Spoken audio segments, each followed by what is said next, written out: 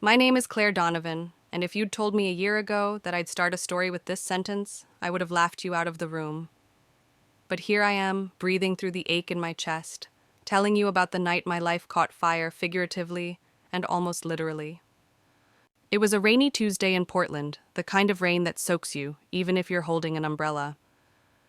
I was driving home from a downtown notary's office, gripping a thick folder that confirmed something I still couldn't believe I had just inherited: $12.5 million from my late great-aunt Margaret. She'd been a recluse for decades, barely speaking to the family, but for reasons I would only understand later, she'd left everything to me. I wasn't just excited, I was electric.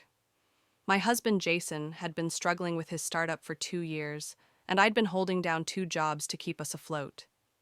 This money meant freedom, no more endless bills, no more late-night arguments about rent, no more watching Jason's shoulders slump under the weight of failure.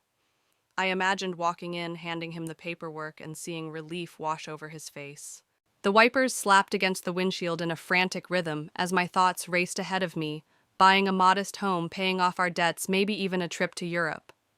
The city lights blurred in the rain, and I was so caught up in my daydream that I almost didn't notice the truck. It came from the side street, massive, too fast for the wet roads. I caught a flash of its grille before it slammed into the driver's side. The world twisted into a sickening blur of screeching metal, exploding glass, and the smell of burning rubber. My head snapped back then forward into the airbag with a bone-jarring force. There's a strange clarity in moments like that. You think you'll panic, but instead your senses hyper-focus. I remember the way the dashboard light flickered, the sharp copper taste of blood in my mouth, the sound of rain hitting twisted metal.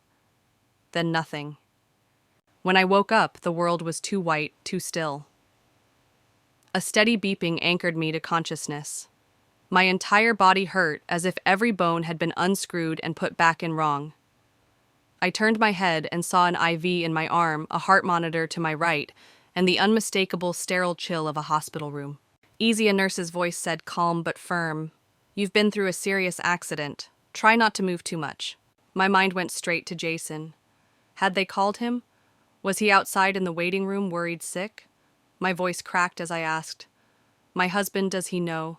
The nurse hesitated just enough for my stomach to knot. We contacted the number listed as your emergency contact. Left several messages. No one's been in to see you yet. I felt a sting sharper than the IV needle. Maybe he was traveling. Maybe his phone had died. I tried to push away the unease, but it settled in like a cold fog. Hours passed. No Jason. No returned calls.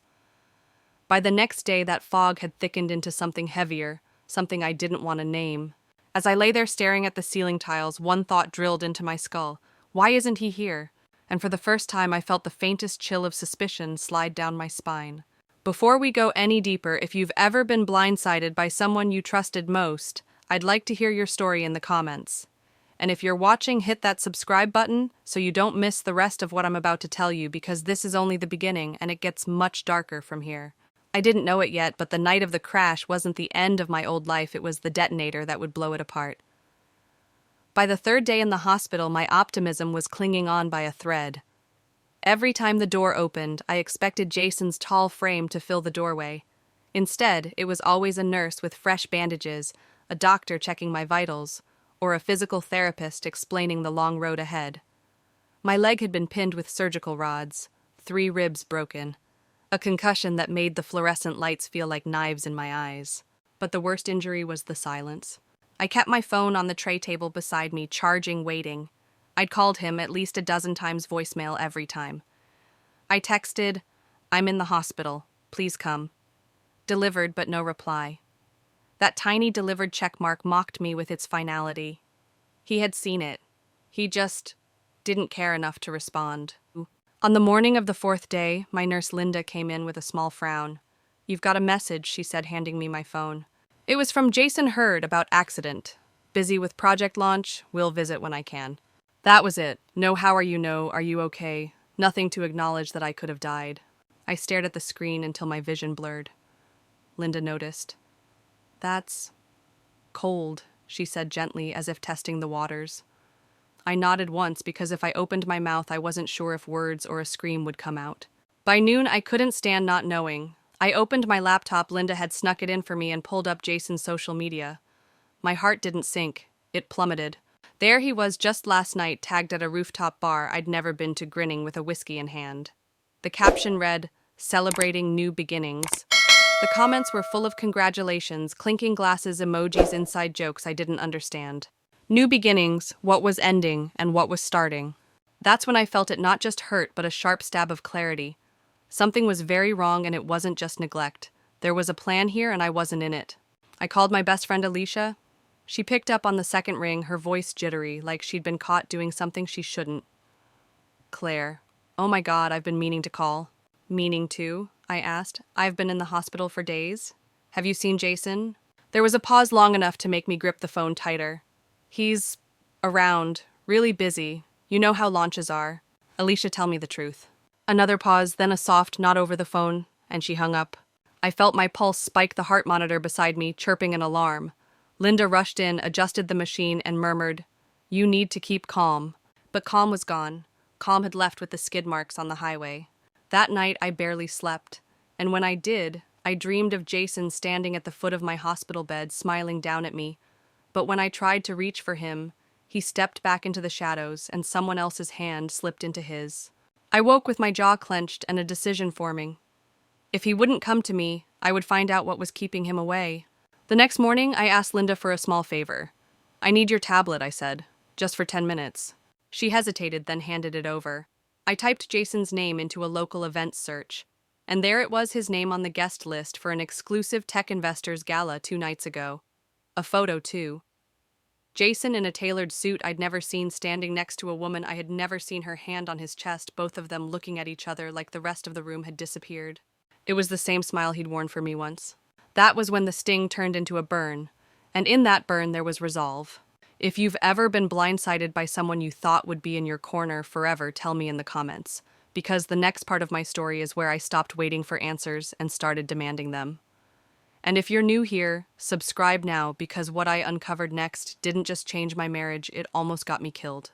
I didn't know it yet, but the woman in that photo was the first thread in a knot of betrayal that had been tightening around me long before the crash, and I was about to start pulling. Alicia showed up the next afternoon, but not in the way I expected. She stood in the doorway like she wasn't sure if she should come in, clutching a paper bag with 2 coffees. Her eyes darted around the room before finally meeting mine. "You look better," she said, her voice thin. I didn't bother with small talk. "Who's the woman?" She blinked, playing dumb. "What woman?" "The one Jason took to the gala. The one with her hand on his chest." Her shoulders slumped. She set the coffees down and sat in the chair by my bed, looking everywhere but at me. "Claire, I didn't know how to tell you. It's bad." My mouth went dry. "Say it." "It's not just that he's seeing her," she said. "He's living with her. They've been telling people you didn't make it after the crash." The words hit harder than the truck had. My chest constricted, and for a moment I thought I might pass out. "He told people I was dead." Alicia nodded. "There was even some kind of, I don't know, memorial thing at your apartment last weekend. I couldn't bring myself to go." I gripped the blanket so hard my knuckles whitened. "What's her name?" "Her name's Elise Harper. She works at a private venture firm downtown. They've been seen everywhere together, restaurants, art shows, even weekend trips. The weird part is, she looks a lot like you. Same hair color, same build. Enough that people have made comments." The monitor beside me picked up my rising heart rate. Linda appeared, glanced between us, and said, "I'll give you 2 some privacy, but keep it calm." I swallowed the lump in my throat. "How long?" Alicia's eyes dropped to the floor. 3 months. Maybe a little more. 3 months. That was before Aunt Margaret even passed away. Before the will, before the crash. The timeline slammed into place in my head like a puzzle snapping shut. Jason hadn't just drifted away, he'd been building a new life brick by brick while chiseling me out of it. I leaned back against the pillow, staring at the ceiling. He didn't just move on Alicia. He planned this. She hesitated. "There's something else. I think he knows about the inheritance." I turned my head sharply toward her. "How?" "Don't know. But the day before your accident, he mentioned big changes coming. He looked excited, not like someone worried about bills." My mind reeled. Only 3 people had known about the will: me, Aunt Margaret's lawyer, and the notary. Unless Jason had gone through my things. I thought back to the week before the crash when I'd found my desk drawer slightly ajar. I'd brushed it off then. Now it felt like a neon warning sign I'd ignored.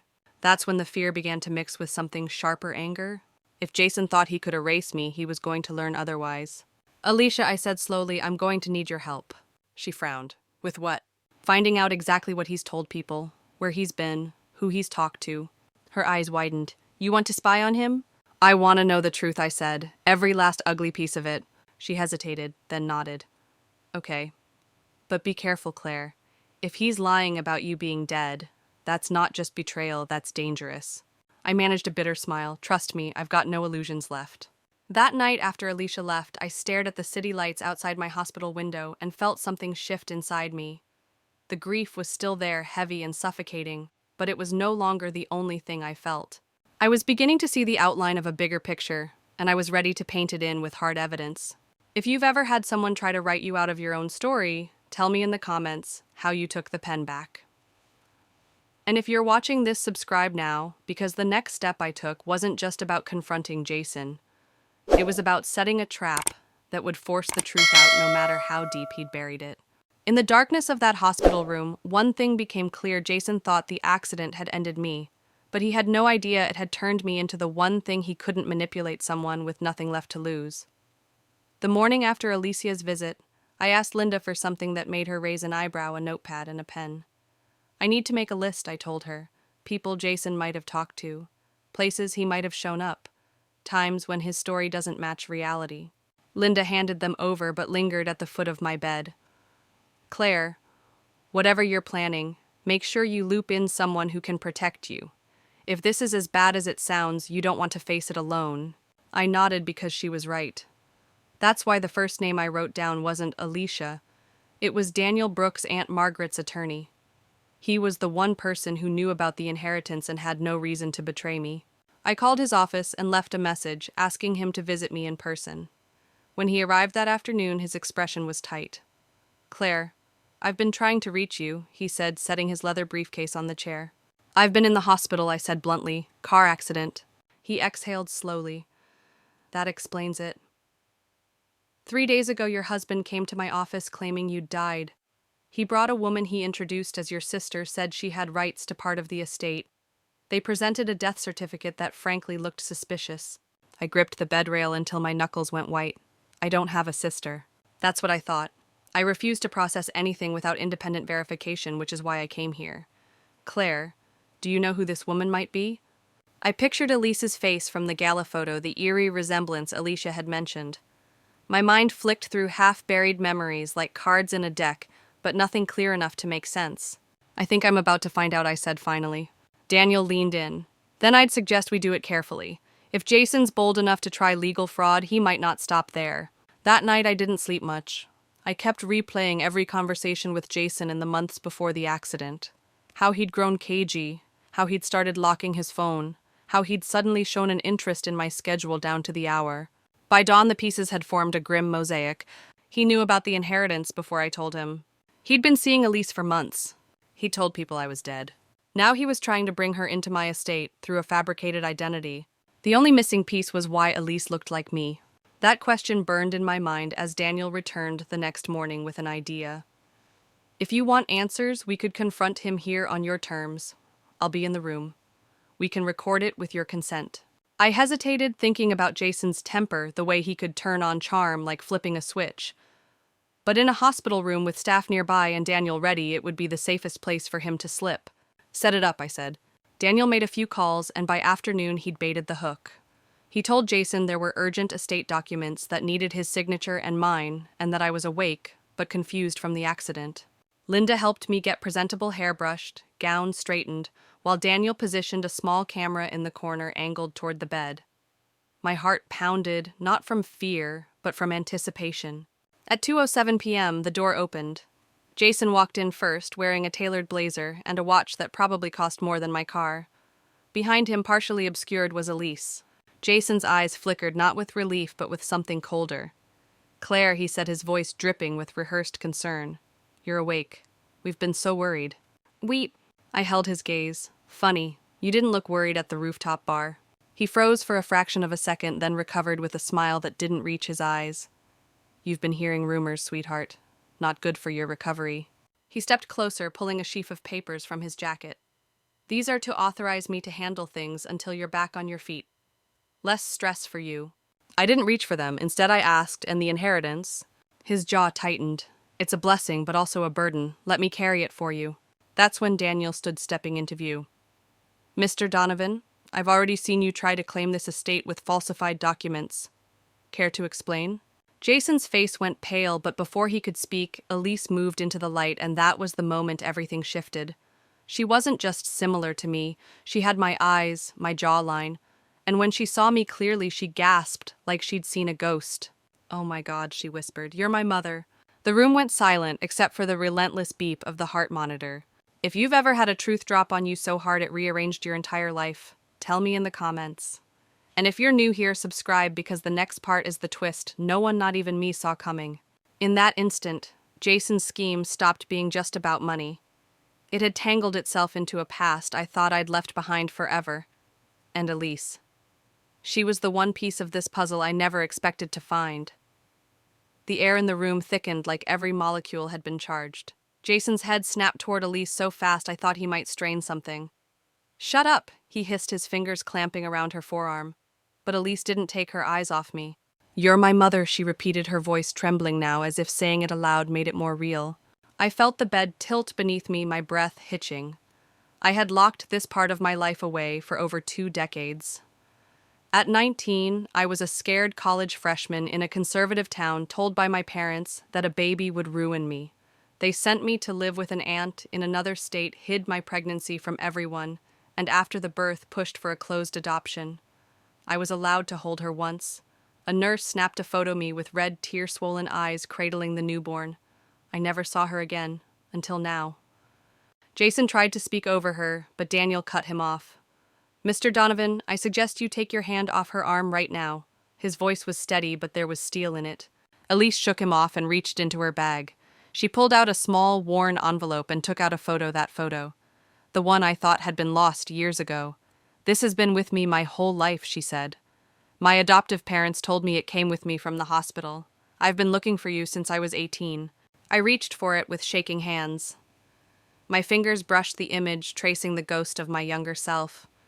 I couldn't even remember what I said next, only that my voice broke halfway through. I thought this picture was gone forever. Jason moved in, trying to reassert control. This is all very emotional, but it's irrelevant to the matter at hand. Claire signed the documents, and we can... I cut him off. Irrelevant. You've been parading around with my daughter while telling the world I'm dead.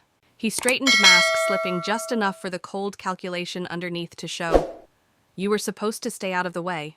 Daniel shifted, stepping slightly between us. We've got your earlier visit to my office on video, your falsified death certificate, your attempt to insert Elise into the will. You want to keep talking, or should we call security now? Jason's jaw worked like he was grinding down a confession he couldn't afford to let out. Elise turned to him, eyes wide. You told me she knew about me, that she wanted us to be close. That was the plan, Jason snapped. It still can be if everyone just... I laughed then. It wasn't a nice laugh, it was sharp, bitter, the sound of disbelief hardened into armor. Your plan was to erase me, marry her, and funnel the entire inheritance through her so you could control it. Elise looked like she'd been slapped. Marry me? Jason's mouth opened, then closed. Too late. The truth had slipped through. Her face drained of color. She stepped back, clutching the photo like a shield. You used me. Jason lunged toward her, but Daniel's voice cracked like a whip. Security. 2 uniformed officers stepped into the doorway. Instantly, Linda must have been waiting for the signal. Jason froze, weighing his options, and for a second I thought he might bolt. Instead, he turned to me, his expression morphing into that soft, pleading look he used to win arguments years ago.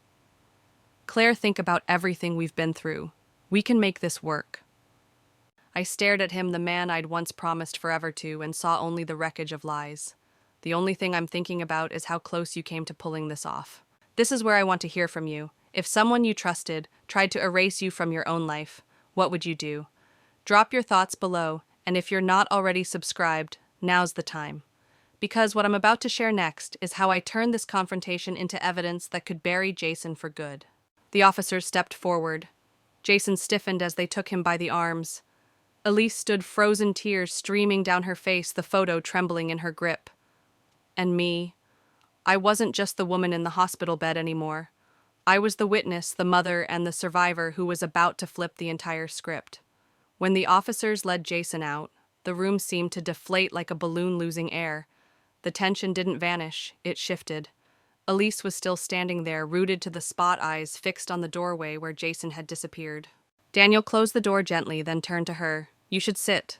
She shook her head. "No, I want answers." Her gaze locked on me, a mix of shock, accusation, and something softer she couldn't quite name. "Is it true? Did you give me up?" I took a deep breath, feeling the weight of 17 years pressing down. "Yes," I said quietly. "I was 19. My parents. They made it clear keeping you wasn't an option. They sent me away until you were born, and the adoption was closed. I didn't even know who you went to." Her lips trembled, and she looked away, blinking fast. "My adoptive parents were good to me. They never hid the fact I was adopted, but they didn't know who you were either." I searched, but the trail was cold. She paused, voice tightening. Then Jason found me. The pieces slid into place with sickening clarity. "He found you after he learned about the inheritance," I said. Elise nodded. "He came to the gallery where I worked, said he knew my birth mother. That you were wealthy but estranged from your family, and you wanted to reconnect, but were afraid I'd reject you. He made it sound romantic, like he was building a bridge." Daniel crossed his arms, and then her eyes dropped to the floor. "We started seeing each other outside of work. He said he'd help me meet you, that we'd all have a fresh start. When he proposed, he told me it would make you happy to see me settled with someone you trusted." Her voice cracked. "I thought it was about family. I didn't know it was about money." I studied her face, the hurt, the shame, the confusion. She was old enough to have seen through him, but she'd been looking for a connection she'd been denied her whole life. Jason had exploited that need like a predator. "Elise," I said softly, "you didn't do this to me. He did. You were a piece of his plan, but you weren't his partner. You were his target, too." She shook her head as if trying to clear it. "I need to go. I can't." "Wait," Daniel said. "Before you leave, I need to make something clear. What just happened here was recorded. If you cooperate, it could help us stop him from trying this again." Her eyes flicked between us. "You think I'm in trouble?" "You're not," I assured her. "But you could be a witness. His marriage to you is void, because he's still married to me. The fraud, the forged death certificate, that's all on him. But your testimony could make sure he's held accountable." She hesitated, then gave a small, reluctant nod. "I'll think about it." When she finally left, Daniel sat in the chair beside my bed. "You realize what you've got here, Claire. This isn't just a domestic betrayal. It's criminal fraud, potentially conspiracy, maybe even attempted harm if we dig deeper into the circumstances of your crash." I thought about the near-perfect timing of everything, how Jason had been oddly insistent about my route that day, how he'd been so calm in that last phone call before the accident. A cold knot formed in my gut. "Daniel, do you think the crash was an accident?" He didn't answer right away, and that told me enough. "We'll let the investigators decide that," he said finally. "For now, you need to focus on recovery. I'll handle the legal side." And to those of you listening, sometimes the truth doesn't set you free all at once. Sometimes it comes in pieces, jagged and dangerous, and you have to decide whether to pick them up. Tell me in the comments if you've ever had to face a truth that hurt more than the lie, and subscribe if you want to hear how I use these pieces to build a case Jason couldn't escape from. That night, I lay in the dim hospital room, the steady beep of the heart monitor in my ears, and made myself a promise I wouldn't just survive this. I'd make sure Jason could never do it to anyone else again. And for the first time since the accident, I felt like I had the upper hand. The first morning after Elise's visit, I woke up with a strange clarity. The pain in my ribs was still there, but so was a sharper instinct, the kind you get when survival stops being enough and you start thinking about victory. Daniel arrived with a folder under his arm.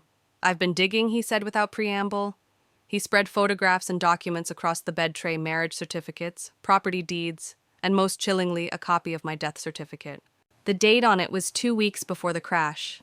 My stomach turned. "He was planning this before the accident," I whispered. Daniel nodded grimly. We also found he transferred one of your investment properties into Elise's name the same day he filed that certificate. It's a classic laundering move. Use her as the clean front so he can control the asset without it tracing back to him. The betrayal sank deeper. It wasn't just about replacing me. He was dismantling my life piece by piece even before I had a chance to fight. I want to press charges for everything I said. My voice surprised even me. It was steady, deliberate. Daniel leaned back. We'll get there. But Claire, I need you to understand something. If we go full throttle, it will get ugly. His defense will try to paint you as unstable, maybe even suggest you faked your own death to cover up financial misconduct. Are you ready for that? The thought of Jason turning my own life upside down again made my skin crawl. But I thought about the look on Elise's face, the way she'd shrunk under the weight of the truth. He'd done this to her too. If I stayed quiet, I'd be enabling him. I'm ready, I said. More than ready. That's when Daniel's phone buzzed. He glanced at the screen and his brow furrowed. You're not going to believe this, he said. Jason's bail hearing is tomorrow. But here's the twist, he's already petitioned for access to your joint accounts to cover his legal defense. I laughed a short, humorless sound. He wants me to fund his escape plan. Daniel smirked. Exactly, which is why I froze every account in your name this morning. He won't see a dime. There was a small, satisfying thrill in knowing he'd walk into court expecting to flex my money, only to realize it was gone. We spent the rest of the morning mapping out the case. Daniel explained how we'd use the death certificate to prove intent, the property transfer, to show motive, and Elise's testimony as the linchpin tying it all together. If she's willing to cooperate fully, he added. She will, I said. She's hurt, but she's not blind. By midday, exhaustion started to seep in, but I didn't want to rest yet. I picked up one of the photos Daniel had brought, a candid from our wedding day. Jason's arm was around me, his smile just a little too wide. His eyes not quite meeting the camera. Looking at it now, I could see what I couldn't see. Then it wasn't joy. It was calculation. I missed all the signs, I murmured. Daniel's voice softened. That's not on you. People like him are predators. They pick moments when you're too busy loving them to notice the teeth. His words stayed with me long after he left. That night, I called Elise. She didn't answer at first, but later sent a message. I'm thinking about what you said. I'll be in touch. It wasn't a commitment, but it was a crack in the wall. And in situations like this, cracks are where the light starts to get in. And if you're watching this unfold with me, don't underestimate those small cracks. Drop a comment if you've ever seen someone's mask slip, even just for a second. That moment is everything. And if you're still here, subscribe so you can see how we take that crack and turn it into the break that brings the whole house down. As I put the phone away, I realized something for the first time since this started. Jason wasn't dictating the pace. We were. And that shift, tiny but powerful, was the first real win I'd had in months. The morning of Jason's bail, hearing the air in the courthouse felt thick, like even the walls were holding their breath. Daniel met me at the side entrance, away from the reporters clustered out front.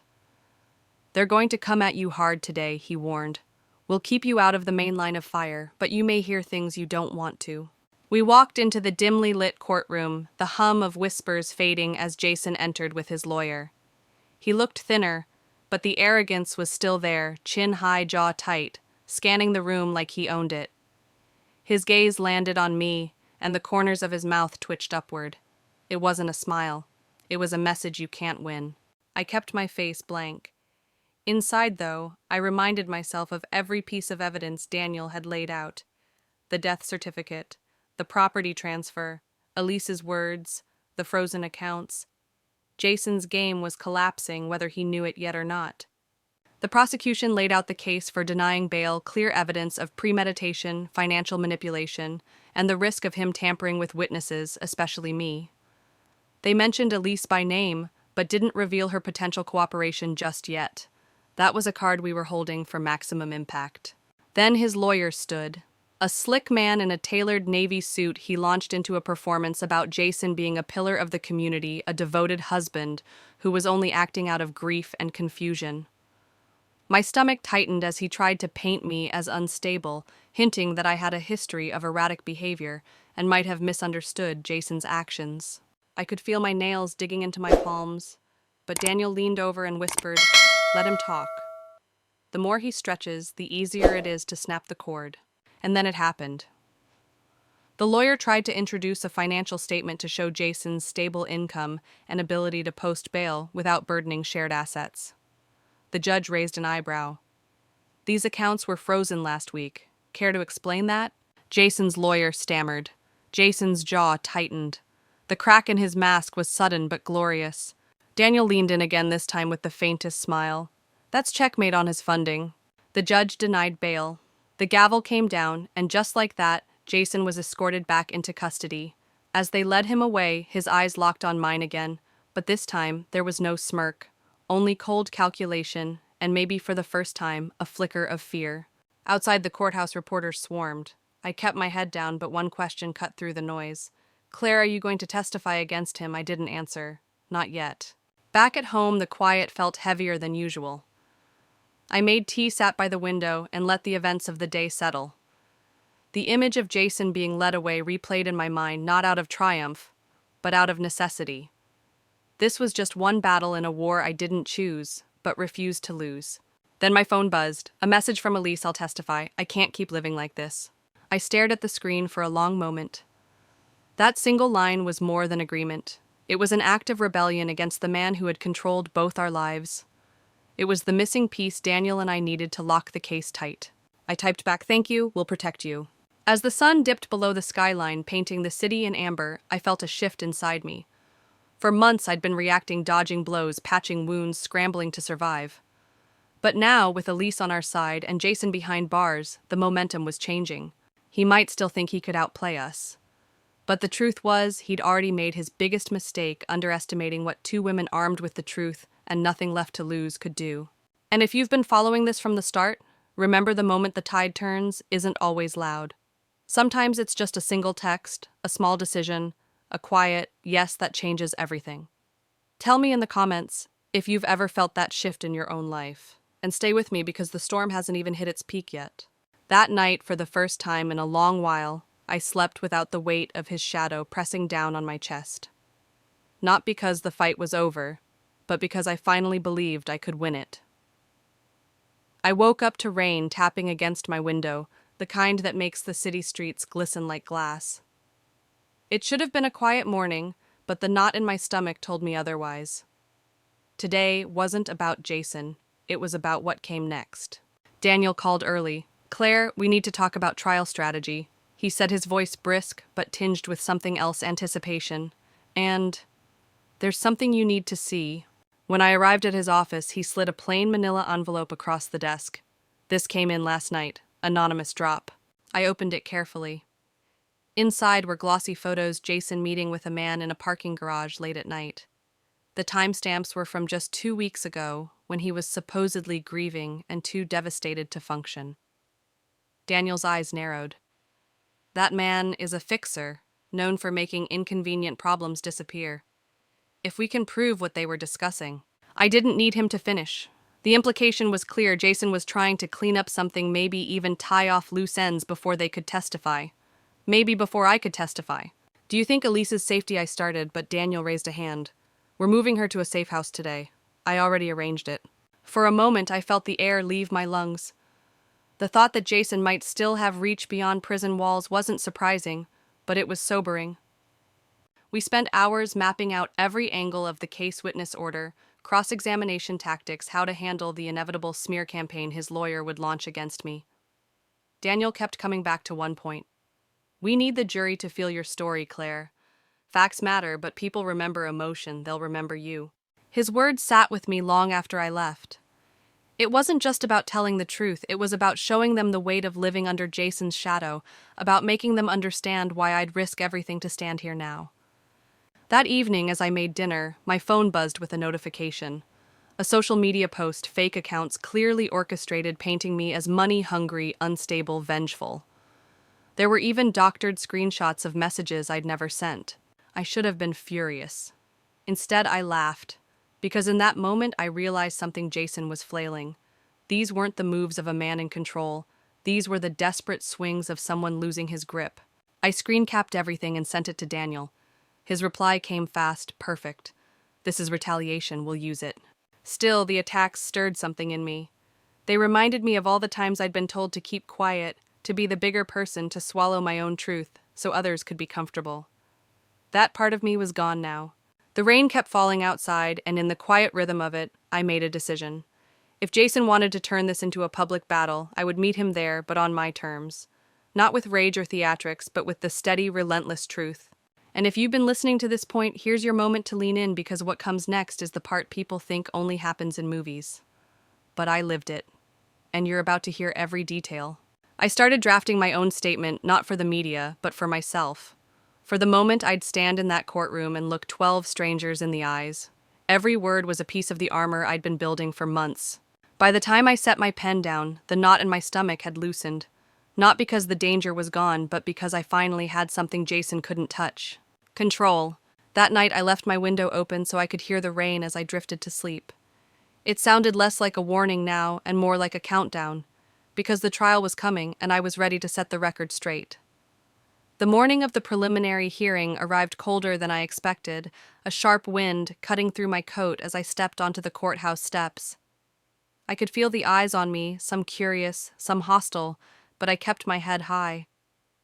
If Jason wanted to rattle me with his presence, he'd have to work harder than that. Inside, the air was thick with that tense quiet unique to courtrooms where lives pivot on the weight of a sentence or the credibility of a single witness. I found my seat beside Daniel, who slid a folder toward me without looking up. "You need to see this before we start," he murmured. Inside were bank statements, offshore accounts linked directly to Jason with transfers to shell corporations I'd never heard of. Dates, amounts, and recipient names were all there. The numbers were staggering. "Where did this come from?" I whispered. "Let's just say not everyone on his payroll is loyal anymore," Daniel replied, his mouth curling in the faintest smirk. "And this is just the appetizer. Wait until you see the main course." The bailiff called the court to order. Jason walked in moments later wearing a tailored suit and that same smug half-smile he'd worn the day I left him. He didn't glance my way, but I could feel his awareness of me like static in the air. The prosecution opened strong, presenting evidence of financial misconduct that went far beyond what we'd initially uncovered. Offshore laundering, falsified contracts, even payments to individuals who didn't exist. With each document displayed on the overhead screen, Jason's jaw tightened just a fraction more. When the defense rose, their approach was predictable: attack my character. They brought up my decision to leave him, my emotional instability after our separation, and even hinted at supposed affairs that had never happened. I kept my face neutral, though my hands curled into fists beneath the table. Daniel leaned toward me. "They're overplaying.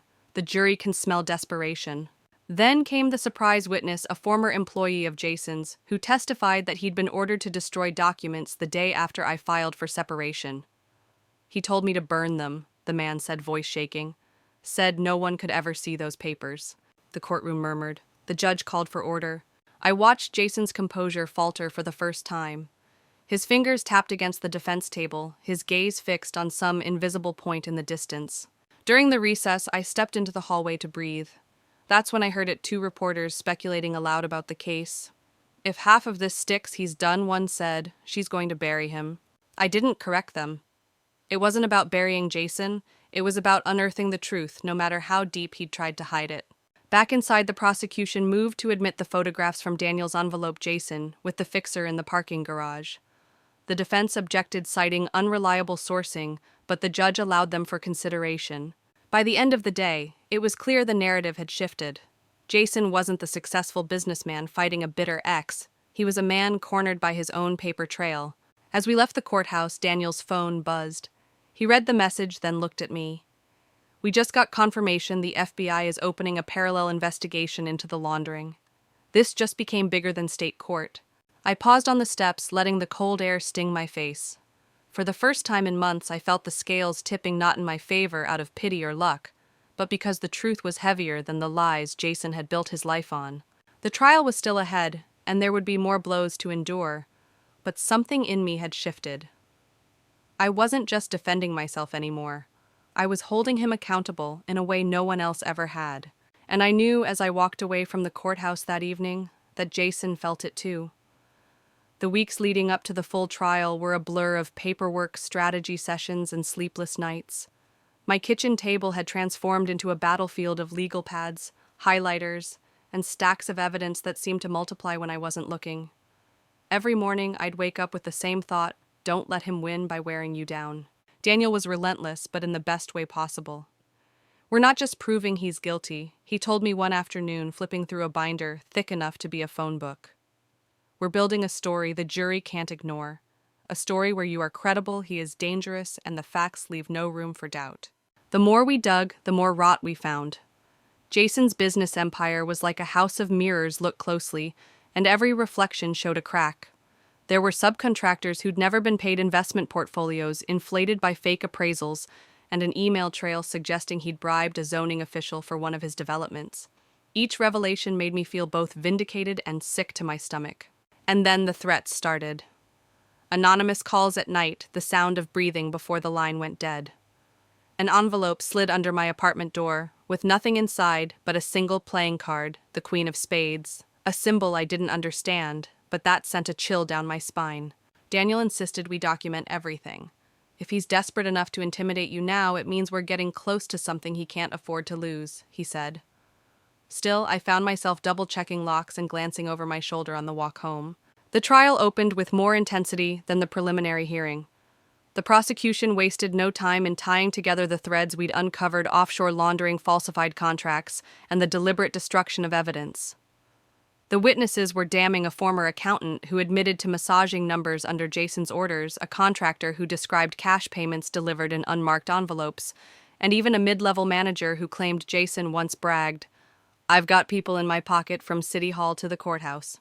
Jason sat there stone-faced, but his foot tapped under the table, a tell I'd learned to recognize from our marriage. It meant he was rattled. When my turn came to take the stand, my heart pounded so hard I thought the microphone might pick it up.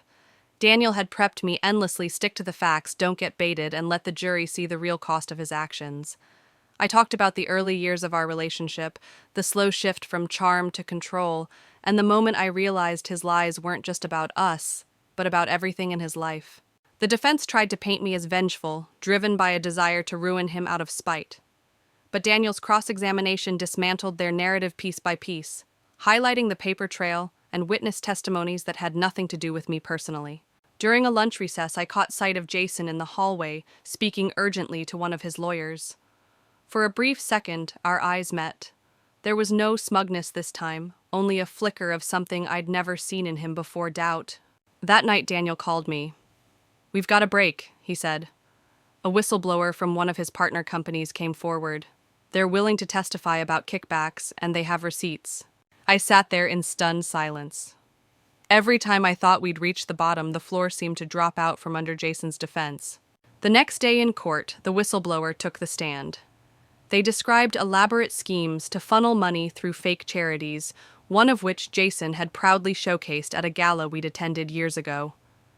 I remembered smiling for photos that night, unaware I was posing next to a monument of fraud. The jury listened intently, some leaning forward, others scribbling notes. The momentum had shifted again, this time with the force of a wave that Jason couldn't stop no matter how many lawyers he had. As the session ended, Daniel whispered, "He's cornered.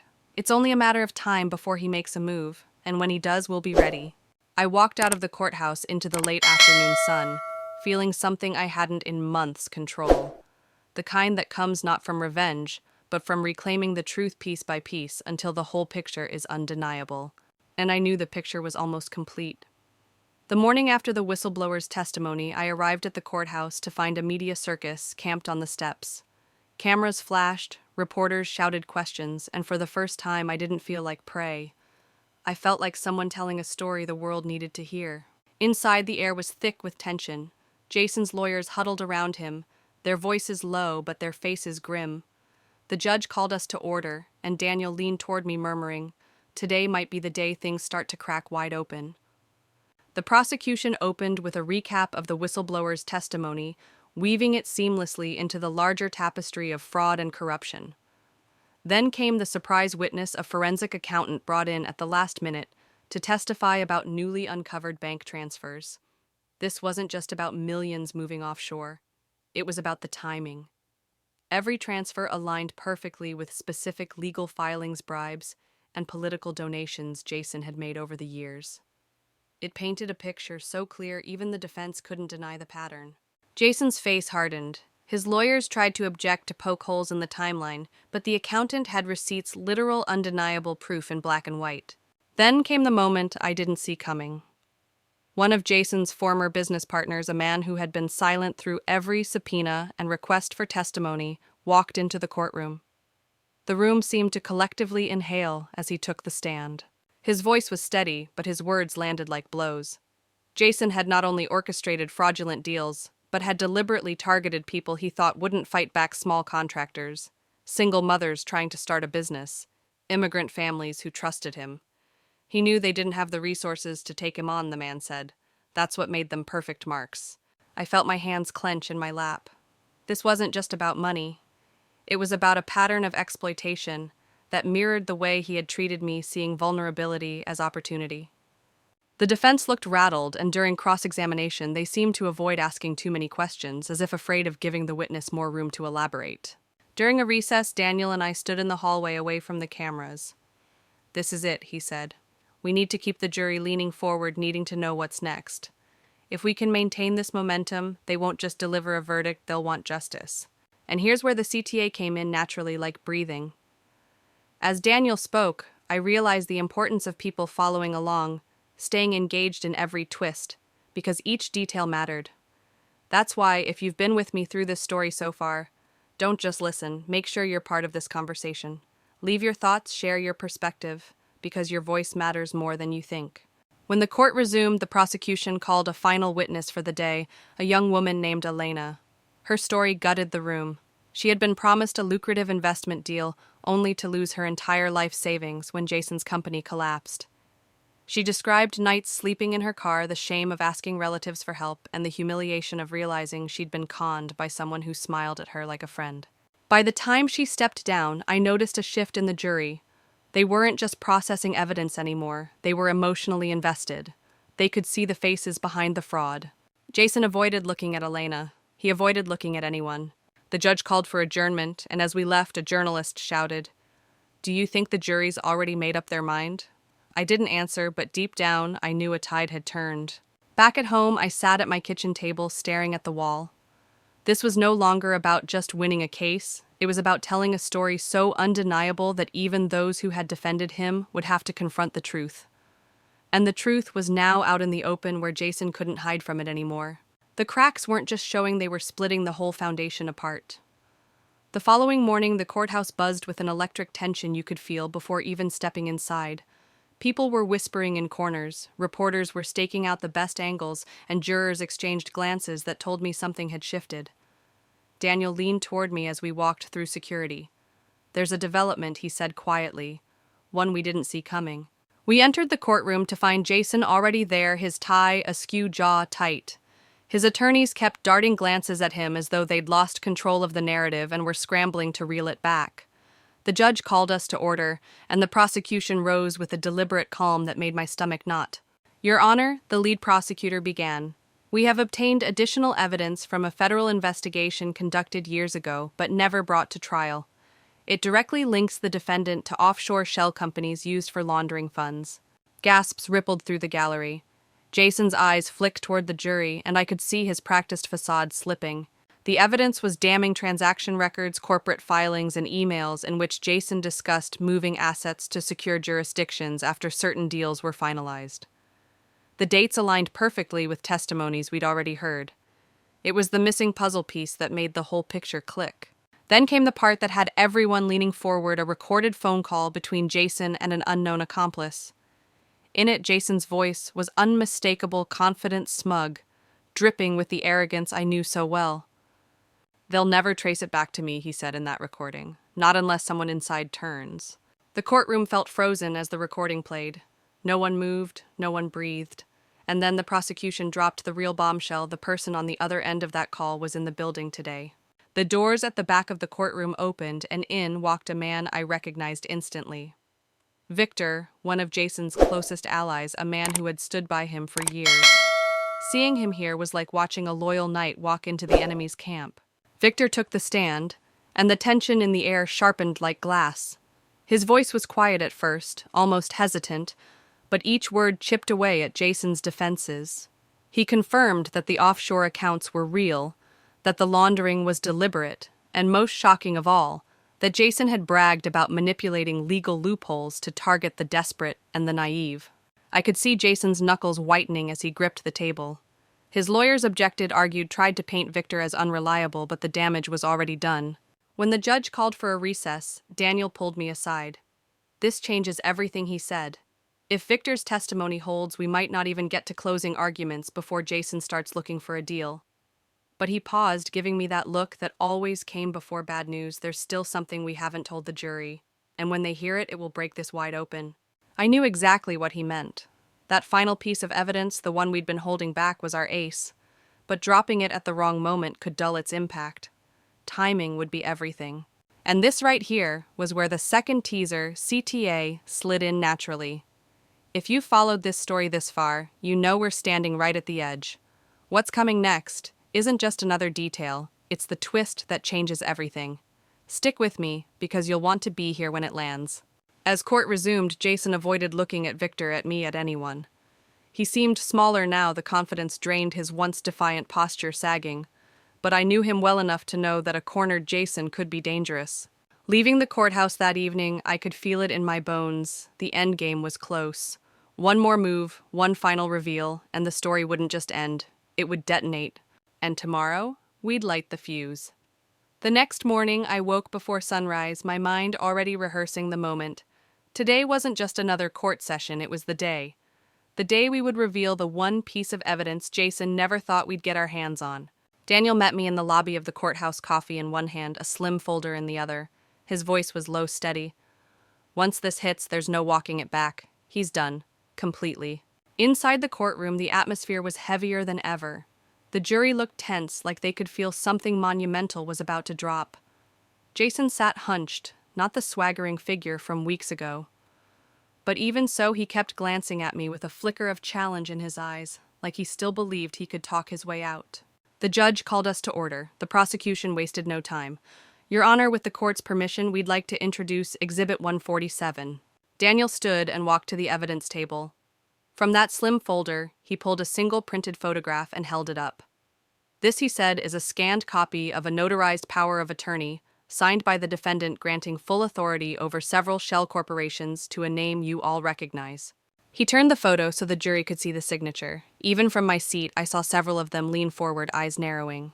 And then Daniel read the name aloud. It wasn't a business partner. It wasn't Victor. It was Jason's own brother. A sharp murmur spread through the courtroom. This wasn't just financial fraud anymore. It was betrayal within his own bloodline.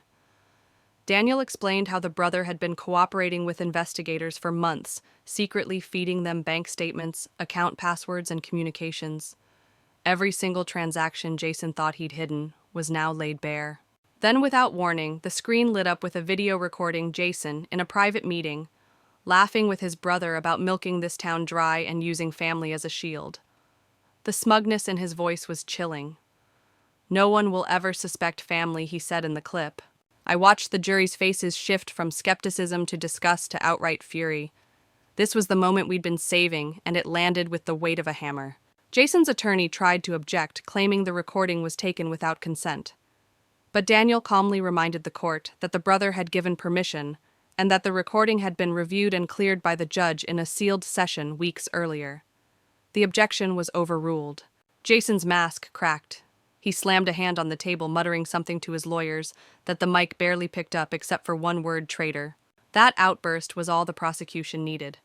The judge sternly warned him about contempt, and the jury saw the real Jason Volatile, entitled Dangerous. In the recess that followed, Daniel and I stood in the hallway watching the media scramble to cover the twist. "He's boxed in now," Daniel said. "All that's left is to make sure the jury connects the final dots." I knew that meant tomorrow would be about driving home the human cost, every person Jason had hurt, every family he'd bled dry. We'd turn numbers into faces, transactions into stories, and once that happened, no amount of legal maneuvering could save him. As we left, I caught sight of Jason in the distance, surrounded by his legal team. He wasn't shouting anymore. He wasn't smiling either. He just stared, and for the first time I thought I saw something that looked like fear. The courtroom was silent enough to hear the creak of the wooden benches as people shifted in their seats. Everyone knew this was it, the last day, the final chapter. I could feel my heartbeat in my throat as I sat beside Daniel, eyes locked on the jurors filing in. Jason looked different today. Gone was the tailored suit, the polished hair. His face was pale, jaw-tight eyes darting toward the jury, as if trying to read their decision before it was spoken. The judge cleared his throat. Has the jury reached a verdict? The foreperson, a woman with steel-gray hair and an unwavering gaze, stood. We have your honor. She passed the folded slip of paper to the bailiff, who in turn handed it to the judge. He unfolded it slowly, scanning the words. His voice was steady. On the charge of conspiracy to commit fraud, guilty. On the charge of embezzlement, guilty. On the charge of witness intimidation, guilty. Gasps rippled through the room. I exhaled for the first time in what felt like hours, my fingers gripping the edge of the bench. Jason's head dropped, his shoulders sagging. The invincible man who once controlled every room he walked into was gone, replaced by someone small-cornered and powerless. The judge wasn't finished. Given the severity of these crimes and the irrefutable evidence presented, this court sentences the defendant to 25 years in federal prison with no possibility of parole for the first 15. A murmur swept the gallery, part relief, part disbelief at how far Jason had fallen. Daniel leaned toward me, whispering, "That's more than we hoped for. He's not getting out." I looked over at Jason one last time. His eyes met mine, cold, hollow, yet tinged with something almost human. Regret, maybe, or just the realization that he'd never walk free again. The bailiff approached, cuffing his wrists. The metallic click echoed louder than any sound in the room. As they led him away, the press surged toward the front cameras, flashing. Outside, reporters called out questions, but I kept walking, Daniel at my side. The air felt lighter, like the city itself was breathing easier now that Jason's grip had been broken. On the courthouse steps, a small crowd had gathered people. He'd defrauded neighbors. He'd threatened strangers who just wanted to see justice done. Some clapped, others simply nodded in quiet satisfaction. I caught sight of Mrs. Alvarez, the elderly woman Jason had tried to evict for a redevelopment scheme. She pressed my hand in hers, tears in her eyes. "You did it," she whispered. "You really did it." I thought back to every sleepless night, every moment I doubted whether we could win. And here we were, proof that no matter how untouchable someone seems, the truth has a way of finding the cracks. Daniel smiled faintly. "You know, he said this would make one hell of a story to tell the world. And maybe a warning to anyone else who thinks they can play God with people's lives." And here the final main CTA flowed naturally into the moment. If you think this was the end, think again. The fallout from Jason's conviction is just the beginning, because power doesn't disappear when you lock it up. It shifts.